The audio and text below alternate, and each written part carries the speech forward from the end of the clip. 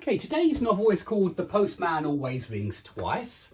We're going to look at some of the phrasal verbs that cropped up in chapters 1 and 2. Chapter 1 was very short, so I went on to chapter 2 as well.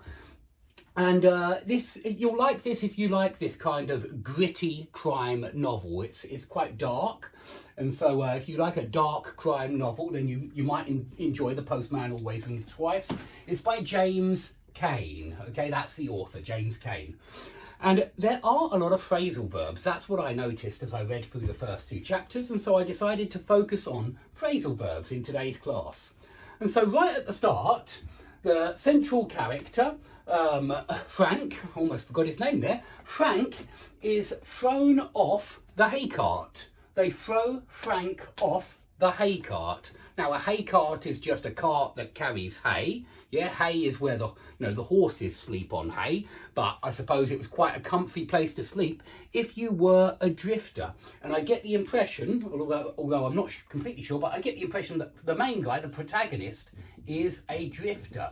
And what this means is he almost like a homeless guy, but not exactly, because a drifter just drifts from city to city. So he has no permanent home, but he goes from city to city.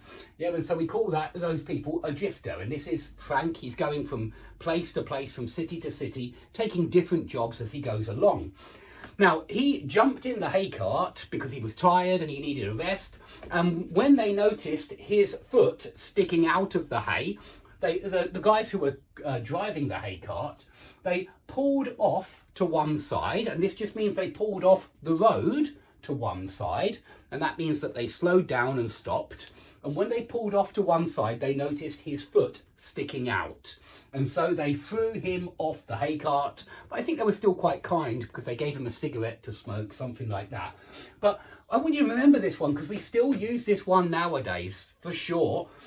You throw somebody off something or kick somebody off something, but this has got to be something that they're on. And very often you're on public transport. Yeah, you get on a bus, you get on a train, you get on a plane. So if somebody wants to get rid of you from that plane, maybe you're very badly behaved, as some passengers are. Maybe you get really, really drunk and you start a fight with the air stewardess.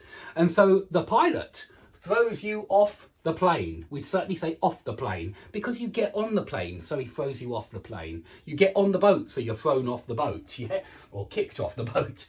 But there is also another phrasal verb, throw somebody out of somewhere or kick somebody out of somewhere. And this is possibly even more common nowadays because the teacher might throw you out of the room, or the dean at university might kick you out of university. Yeah, the guy in charge might kick you out of university. So you can be thrown out of a nightclub, kicked out of a bar, something like that.